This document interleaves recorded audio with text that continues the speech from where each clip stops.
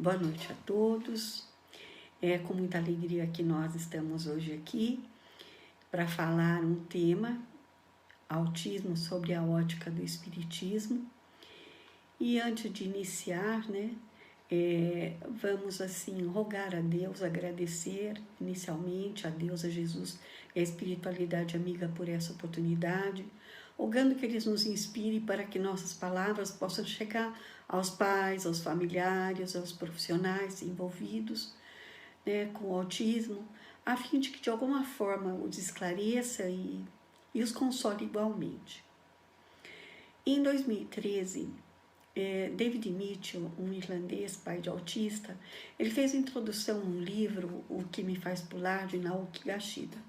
Naoki é um jovem japonês, ele tem 28 anos, ele tem autismo, e que não se comunica verbalmente, Ele é um escritor, tem 20 livros escritos, e desde os 13 anos ele descreve na sua obra, através de um teclado de computador, as suas percepções físicas e psicológicas sobre o autismo.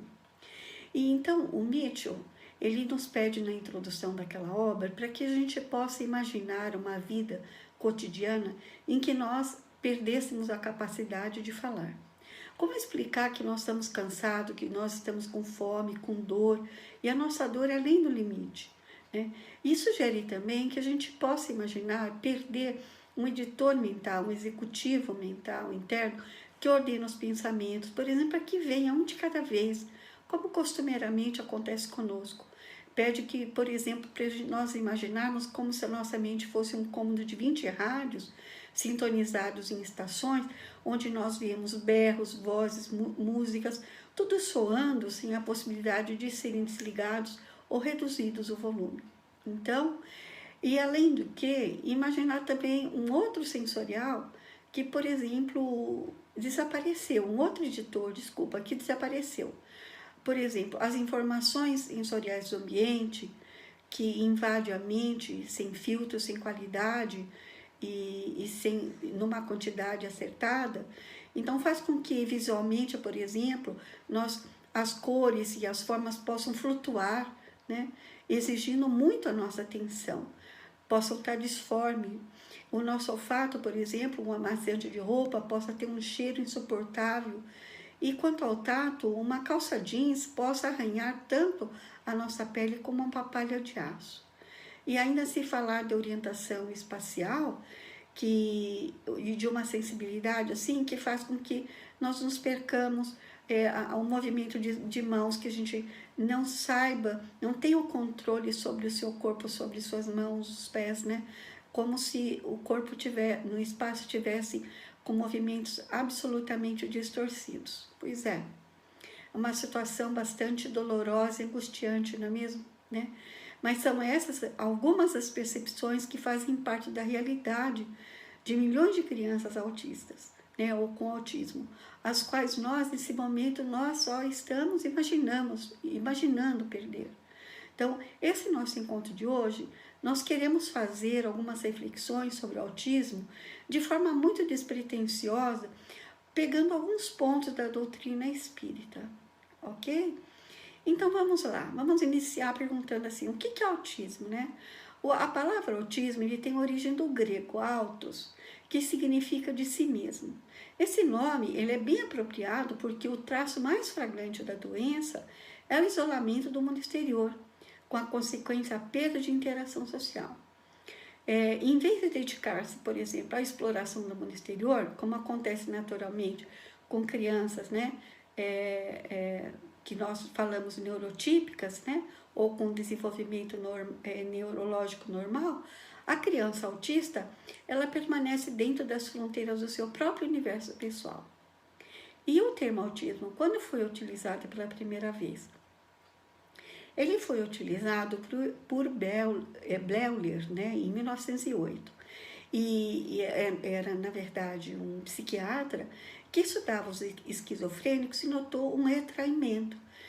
Ele diz esquizofrênicos retraídos, ou seja, aqueles que tinham rompido com o mundo exterior e interior também. Nós não vamos nos ater muito aos marcos expressivos do autismo, mas é importante até saber como é que chegou até os nossos dias. O autismo chegou aos nossos dias sendo trazidos por grandes estudiosos, mas em especial 4 médicos, entre eles uma médica que eles mudaram assim a visão do mundo do autismo. E é claro que nós não vamos nos ater a detalhes, mas nós precisamos citar Kanner, que na década de 40, 43, que fez um estudo sobre crianças que tinha esses sintomas de retraimento, né, grave, e que na verdade ele falava do autismo precoce. Citamos Asperger em 1944, e se Kanner, na verdade, estudava crianças vamos dizer, com uma habilidade bastante reduzida, já Asperger estudou meninos com uma especificidade de falta de empatia, também de retraimento, mas que possuíam altas habilidades específicas, que eram considerados até professores, né, em determinadas áreas. Depois vemos a Hunter, em 1978, a separação da esquizofrenia. Ele trabalhou muito arduamente, né? E também a Lorna Wing, em 1981, quando ela faz uma retrospectiva do trabalho de Asperger. Olha, tem pessoas que falam Asperger, tem pessoas que falam Asperger, né? E outra Asperger. Ok, sem problema algum, né? Eu vou falar Asperger, ok? E então ela faz uma publicação dos trabalhos de Asperger, e esses trabalhos, vamos dizer assim, tiveram uma notoriedade tão grande, que em 2013, o autismo, a partir dessas influências todas, ele passa a ser denominado cientificamente transtorno do espectro do autismo, né, ou TEA, como muitos conhecem, passando a englobar outros transtornos e síndromes, como, por exemplo, o autismo infantil, o de alto funcionamento, o atípico, o transtorno global de desenvolvimento, né, o transtorno desintegrativo da infância, síndrome de Rett e síndrome de Asperger. Eu queria salientar que nessa questão, a síndrome de Asperger, que ainda é muito falada, deixou cientificamente essa nomenclatura de existir. E queria dizer, muito embora nós não vamos abranger essa questão, que muitas pessoas, pela alta habilidade que às vezes os portadores, né, da síndrome de Asperger, se assim podemos categorizar por hora, né, eram confundidos às vezes até no meio espírita mesmo, ou por outros meios espiritualistas, das crianças índigo e cristal. E muito embora tenham deficiências, muito embora ela tenha especificidades muito diferentes, né? Então, nós não vamos nos ater a essa questão, né? Mas é importante salientarmos isso também. Agora, o que é o autismo, ou o transtorno do espectro do autismo, né? É um transtorno do neurodesenvolvimento, ou seja, existe uma falha no desenvolvimento neurológico que resulta na dificuldade de comunicação, na dificuldade nas interações sociais, num padrão restrito e repetido de comportamento, e cujas características elas têm um início, elas se dão no início da infância, por volta mais ou menos de 3 anos. Mas alguns médicos, hoje, com todos esses estudos, conseguem detectar, né, os sinais, né, alguns sintomas, as dificuldades, logo no primeiro ano de vida mesmo, né? E, às vezes, infelizmente, os menos treinados levam muito tempo para detectar, embora os sinais já se manifestam desde o início da infância, né? Por exemplo, às vezes, síndromes de Asperger, por conta dessas altas habilidades em algum setor, às vezes são diagnosticados mais tarde, né? Às vezes até 5 anos. E existem países que, infelizmente, o diagnóstico é muito tardio, o que prejudica muito essas crianças, né? Então, dentro do espectro do autismo, por exemplo, cada um é afetado de forma diferente, né? E resultando em situações bem particulares e abrangentes, né? Que é como a gente observa mesmo, né? E que dá toda essa dificuldade na compreensão do espectro do autismo. Então, às vezes, muitas pessoas ou crianças têm deficiência mental, alguns têm prodigiosa capacidade de memorização, de cálculo, de música. Por isso que o DSM atual entendeu que é de 2013, que é o 5, entendeu que, na verdade, subdividir nos níveis 1, 2 e 3, de acordo com a gravidade dos sintomas. Ou seja, né? Então, o número 1, baixo, moderado e grave comprometimento, mesmo à vista, por exemplo, dos cuidados, do apoio médico, dos especialistas e tudo mais, tá? Nós não vamos nos ater a esse critério de gravidade dos sintomas. Apenas vamos falar um pouco assim as questões dos principais sintomas que acometem, né, o TEA, né, ou o autismo, ou o transtorno do espectro do autismo, né? Dizer assim que é importante porque muitas pessoas às vezes desconhecem, né? E a partir daquilo que nós vamos falar, vão observar um pouco mais, vão estar observando mais, diferenciando, ajudando algumas pessoas a diferenciar, né? Então, no campo de interação social, digamos assim, essa é a base de todo o transtorno, né? Então, as crianças ou pessoas com autismo, elas não fazem uma boa interação social.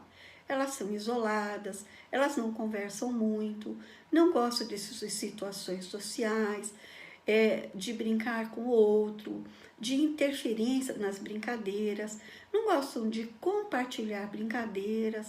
Às vezes elas podem até falar assim, olha, os pais, ela não é isolada, elas fazem contato social, sim, mas o contato social que elas fazem não é funcional.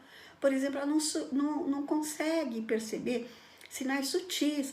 Por exemplo, que um coleguinha diz assim, tá bom, tá, já entendi, tá, que você falou 10 vezes do Homem-Aranha, tá? Ela vai repetir, a 11ª, a 12ª, né? E as crianças com autismo, ela tem dificuldade de expressar movimentos e compreender sinais sociais. Então, às vezes, por exemplo, a pessoa faz assim, né? Olha, de novo o Homem-Aranha? De novo. E ela fala, repete, porque ela não entendeu esse sinal social de falar, Então, ela continua falando. E elas preferem brincar sozinhas, né? Ela prefere, por exemplo, escolher objetos, os brinquedos, né? E ela escolhe, inclusive, objetos mais até mesmo, né? E brinquedos mais do que pessoas. A atenção dela, às vezes, é específica, né? Que, vamos dizer, as pessoas, às vezes, não entendem que num objeto, ela se coloca, assim, a percepção dela somente por um carrinho, a roda do carrinho, né? Então, as pessoas não entendem as necessidades, né? As pessoas com autismo não entendem as necessidades das habilidades sociais, né? Então, por exemplo, a educação social. Ai, olha, chegou, falou oi, vou embora, falou tchau. Sempre alguém que pede para ela. Fala tchau, diz oi, dá um beijo na titia. Ela não tem iniciativa, essa iniciativa das habilidades sociais, né? E na linguagem, o que a gente pode falar na linguagem, na comunicação? Então, as crianças com autismo, há muitas que não falam, né? Elas não conversam, não conseguem falar, nem se expressar. Às vezes nem mesmo por figuras, mas tem algumas que se utilizam de uma comunicação alternativa, que é o caso do PETS, que é um sistema de comunicação por troca de figuras, né? Onde a criança mostra os seus pedidos e as suas necessidades, né? E aí os pais observam essas figuras e aí eles vão atender, né? Então, aquelas crianças, às vezes, que se tornam mais hábeis, passado um tempo, às vezes conseguem se comunicar por placa, um tipo de um teclado de computador, né? Às vezes outra até mesmo por teclado de computador. Então, elas aprendem, né, a escrever através do teclado, as palavrinhas, e vão se comunicando dessa forma, graças a Deus. Esse é o caso daquele escritor que nós falamos, né? e logo de início que se comunica através do seu computador, né? E que foi ensinado pela mãe, né? Que no caso. Algumas fazem, por exemplo, através de um quadro de rotina, outras se comunicam através de dicas visuais das fases da tarefa, né? Mas as crianças que falam, elas podem até ter uma característica muito comum, né? De repetir as falas do filme. Oh, cheguei, hein? Oh, não sei o quê. Então, elas repetem, é ecolalia, né? Ou às vezes a mãe fala uma coisa, boa noite, filho, ela fala boa noite, filho. Ou então fala na terceira pessoa, né? Ele vai comer, ele vai. Ou então fala de forma robotizada, né? Sempre no mesmo tom, seja para expressar alegria ou tristeza. Então, hoje eu tô triste, hoje eu tô alegre, hoje eu tô feliz, né? Não tem aquela expressão, hoje eu tô triste, eu tô tão triste, hoje eu tô alegre, né? Então, são as expressões figurativas das emoções, né? E que estabelecem um bom diálogo de comunicação. E também elas não reconhecem as figuras de linguagem. Então, a gente diz assim, olha, e viu, gente, as crianças brincando, olha, vamos dar no pé que chegou a professora. Não entende o que é isso, né? Gente, vamos dar o fora. Também não entende. Nossa, viu? Ai, você é uma gatinha, né? Então elas olham assim, gatinha, né? Então são coisas que existem essas dificuldades maiores assim. E quanto ao comportamento, às repetições, os movimentos estereotipados? Pois bem, as crianças com autismo, ela tem uma grande dificuldade em lidar com mudanças de rotina. Então, se uma criança entra numa brincadeira de fazer um alinhamento de objeto, uma montagem, e chega uma criança, interfere na brincadeira, isso desorganiza a criança com autismo, né? Então, ela pode gritar, ela pode vamos dizer, ter ali um pequeno surto, né? De tanto desconforto. Então, o mundo ideal do autista é aquele mundo sem mudança, sabe? Que tem horário para tudo. Isso quer dizer que assim, vai ser sempre assim, que a gente não pode mudar? Não, não quer dizer isso. Quer dizer que é mais confortável e que, na verdade, tudo que deve ser introduzido deve ser falado. Olha, amanhã nós vamos introduzir uma comida nova para você, ou hoje, né? Vamos introduzir uma comida nova e tal. E mesmo, né? Vamos dizer assim, falando devagar e dá o tempo para que ela se acostume. Por exemplo, na alimentação, às vezes você coloca no prato sempre uma comida que agrada e outra comida que às vezes, né, ainda não agrada, né? Mas ela de olhar todo dia aquela comida tal, então aos poucos né, ela é capaz que ela pegue a outra comida também, que ela vai se acostumando com aquele prato, daquele jeito, ou com aquelas comidas, né? Com com as leguminosas, né? Então é assim que acontece. Eles gostam de coisas iguais, brincadeiras iguais, comidas iguais, né? E mais alguns têm assim, é importante falar que essas brincadeiras de repetição às vezes favorecem, por exemplo, determinadas crianças com autismo ou com TEA, né, a conhecer de forma especializada, por exemplo, países, bandeiras, jogadores de futebol, carros, animais. Esse é um dado que às vezes até muitos pais falam assim, não, meu filho é muito inteligente, sabe? Não tem esse comprometimento do autismo, mas de repente não percebe que existem os outros comprometimentos, conforme nós já falamos, né? Então, alguns fazem o movimento repetitivo de flapping, né? Como se fosse voar, com as mãos, dão um tchau na mão ao contrário, assim, né? Ou às vezes, põe falas intrusivas de desenho, de filme, totalmente fora do contexto, onde está tendo, por exemplo, a conversação, né? E com relação, assim, a um dado, quantos autistas tem no mundo? Isso é uma questão séria, que, né? Então, vai dizer assim, as estimativas americanas falam em 70 milhões. No Brasil não há estudos, mas se for 1% conforme a Organização Mundial de Saúde propõe, o número de afetados no Brasil seria em torno de 2 milhões. Entretanto, os estudos, os poucos artigos que eu li, falam, por exemplo, num número provável na fração de 0,3%, diferente dos Estados Unidos, que é de 1%. Mas existem países asiáticos que, por exemplo, têm 2,5%, né?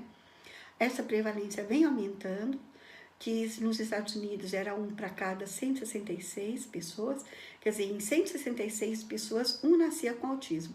Agora, essa prevalência americana é em cada 54 pessoas, em cada 54 crianças nasce uma com autismo, na proporção de 4 para 1, quer dizer, em 4 crianças, 3 meninos têm autismo e 1 menina também, né?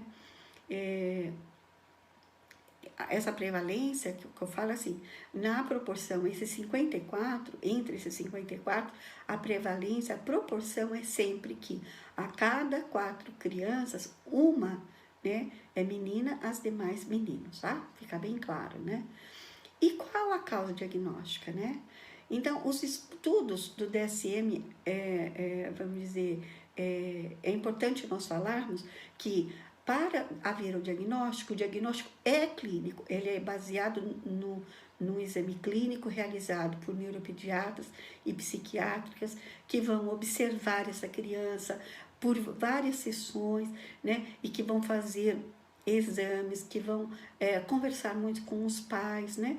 Entretanto, eles, e às vezes colocar escalas, né, nas quais nós não vamos falar sobre isso hoje, que ajudam, né, de certa forma, mas o importante é que eles vão se basear nos critérios do DSM-5, né? Então, eles estudaram essas questões do diagnóstico, das indicações, das sugestões do diagnóstico do DSM e vão ali, a partir daí, então, balizar as suas condutas, né? Estudos, entretanto, apontam quanto à causa que a maior parte falam de uma predisposição genética de 70% a 90% e causas ambientais. Mas vale lembrarmos que a questão genética hoje, com o estudo, os avanços da epigenética, né, vale lembrar que não podemos condicionar esse determinismo genético, né? Porque uma vez que a epigenética nos lembra que o ambiente modifica muito a expressão dos genes, né? E agora, muitas outras pesquisas também estão sendo desenvolvidas, mais no campo da biologia, em especial da genética, né? Onde mais de 1000 genes foram observados que estão envolvidos.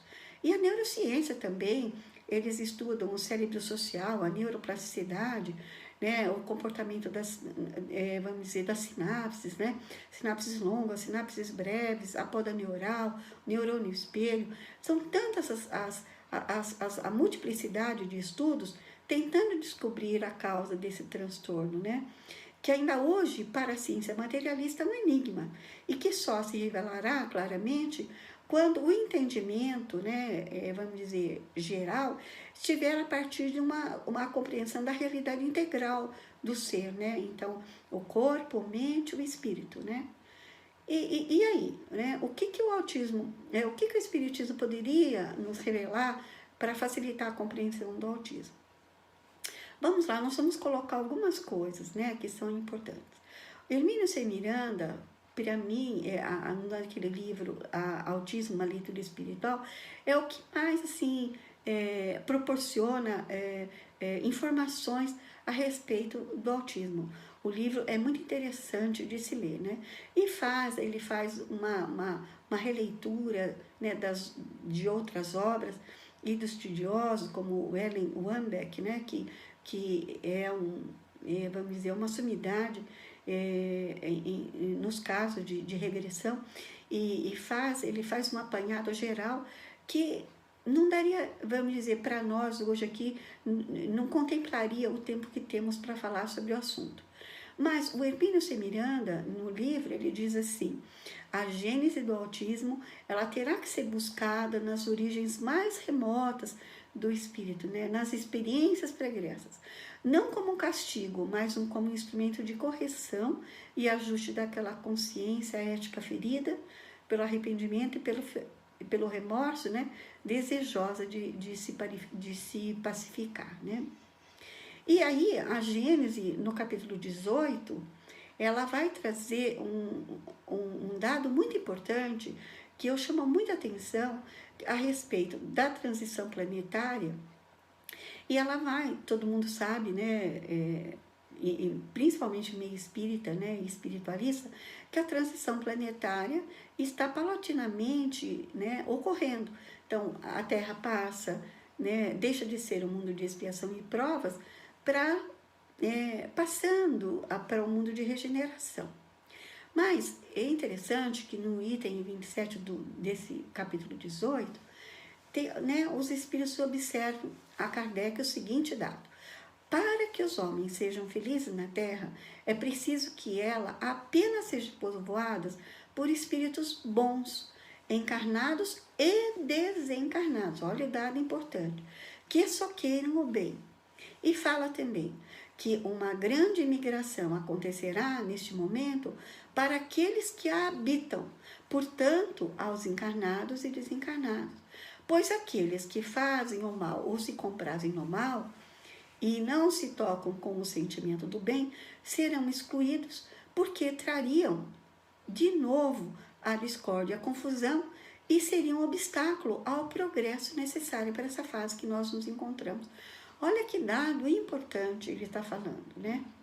Aí, quando nós lemos o livro mais atual do Divaldo, No Mundo e no Rumo ao Mundo de Regeneração, o espírito de Manuel Filomeno de Miranda nos traz informações surpreendentes a respeito das migrações dos desencarnados que já estão em curso há um certo tempo para os outros mundos afins.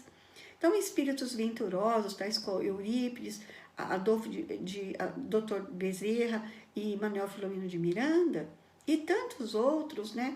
E sob o comando de Ismael, a pedido do mestre, estão, assim, em nome da compaixão desse, né? E desse amor infinito que Jesus nos reserva a todos, fazendo migrações de cidades espirituais inteiras, né? Como a exemplo da cidade da Justiça, que fica no astral inferior, habitada por espíritos endurecidos que se comprazem no mal, para que eles possam ser migrados para outros mundos que lhes são afim, né? Sem causar-lhes violência, né? Eles querem viver assim, então eles são migrados para mundos que se lhes afiniza, né? Então, mas isso é uma regra geral, vai todo mundo, né, para esses mundos dessa forma? Não, nem todos. Então, no item 29, na Gênesis, fala assim: nem todos os espíritos retardatários. Veja bem, falar em espíritos retardatários. Então, o que a gente pode ver aí, né? Então, espíritos retardatários são aqueles espíritos que muitas vezes são muito inteligentes, né? Podem enquadrar, né? Vamos dizer, olha, reis, rainhas, todos os tipos de autoridades, né?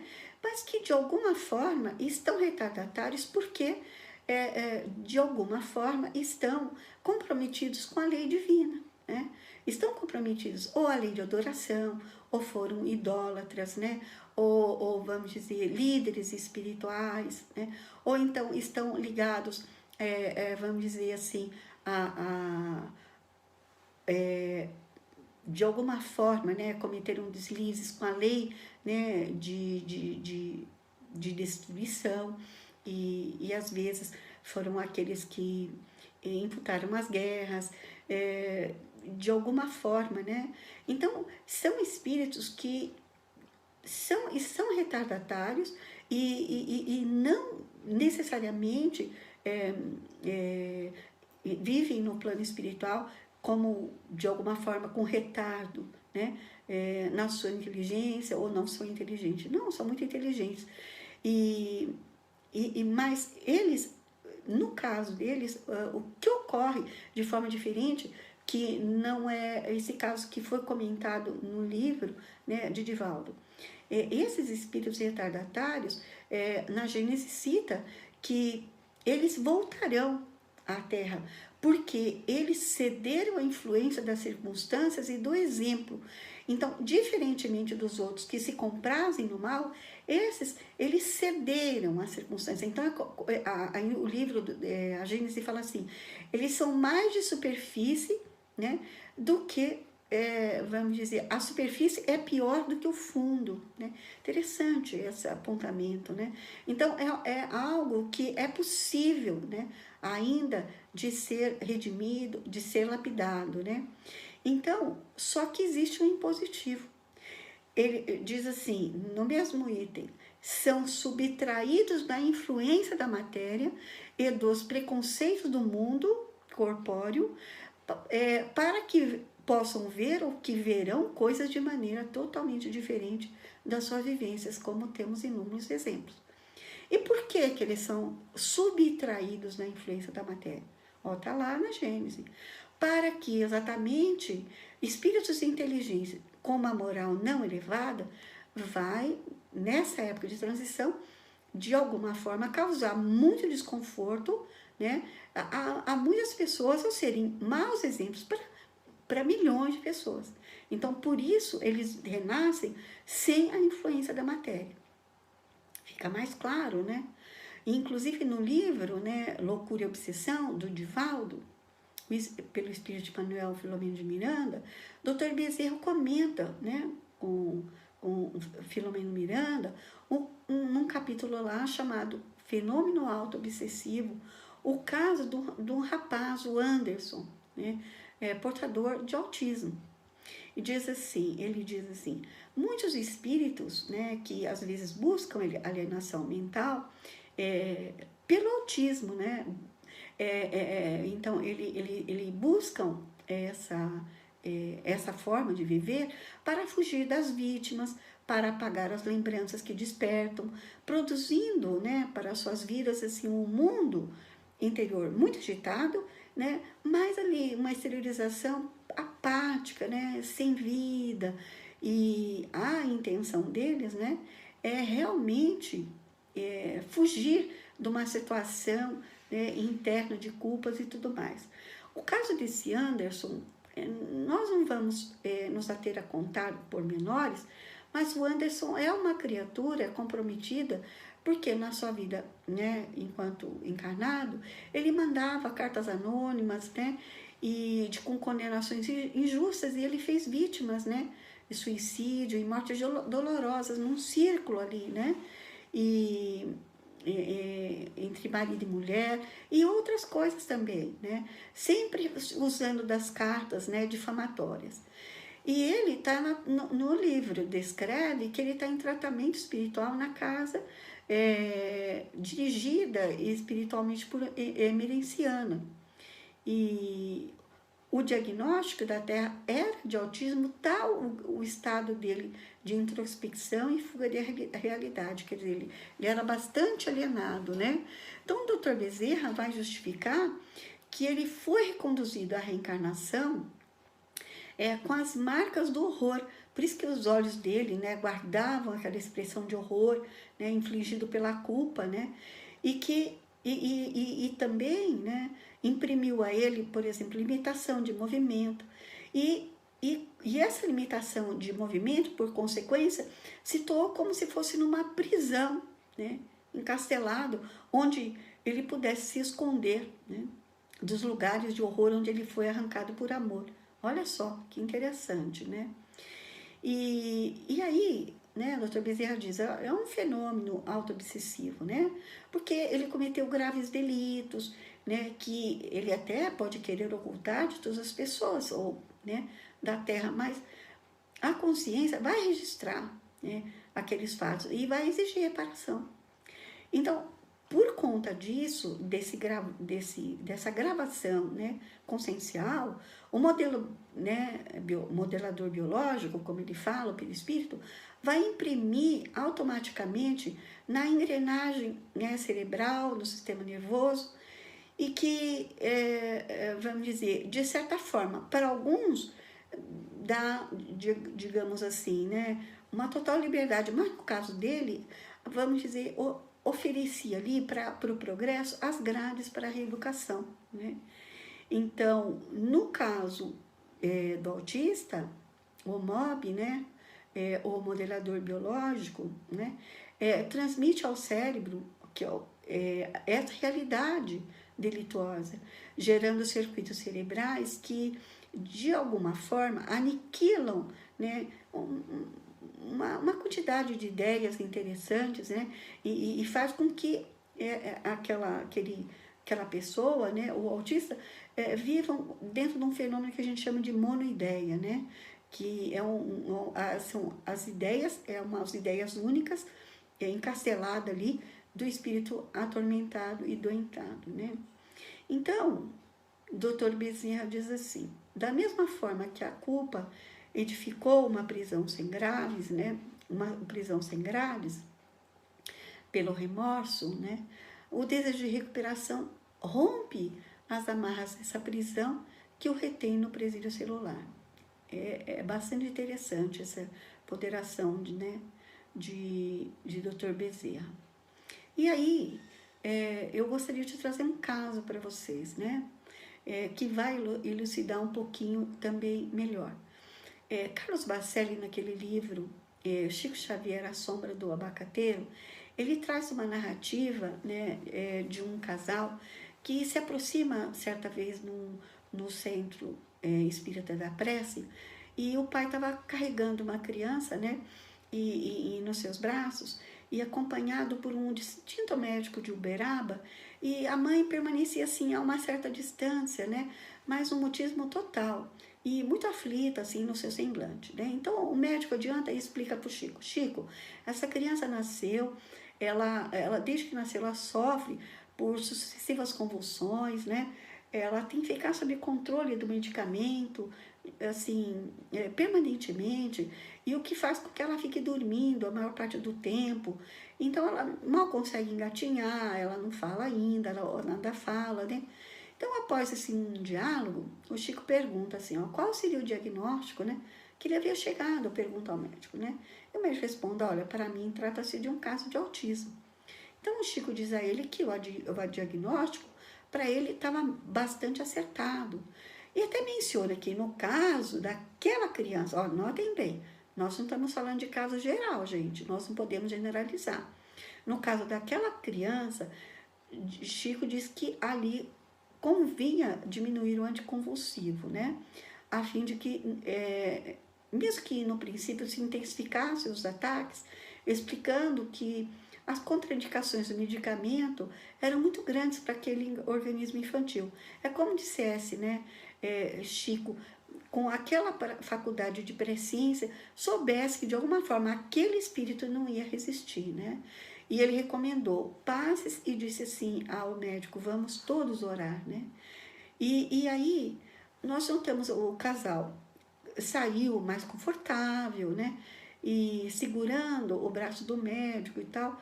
Mas Chico falou para aqueles mais que estavam mais próximos, olha, o autismo é um caso muito sério e é uma verdadeira calamidade, né? E antes de que o médico saísse, ele disse assim, muito interessante, ele falou assim, que muitos casos de suicídio têm a sua base no autismo. Por quê? A pessoa ou a criança, ela vai perdendo interesse pela vida de forma inconsciente. E aí ela deseja retomar a pátria espiritual, libertar-se daquele corpo, que considera uma prisão forçando as portas de saída, né? E fala também, olha, o Chico precisa conversar muito com essas crianças, né? Principalmente a mãe, é preciso chamar o espírito ao corpo. Se não agirmos assim, muitos espíritos não permanecerão na carne, porque a reencarnação para eles é muito dolorosa, né? Evidentemente, né, Carlos Bacelli fala, claro que nós não conseguimos registrar tudo que fora falado, né? Mas importante mencionar, ele diz assim, que o espírito daquela criança, sacudia tanto o corpo que convulsionava, na ânsia de se libertar, né? De desencarnar, ele queria voltar, né? E aí era preciso, sem dúvida, convencer aquele espírito de ficar, né?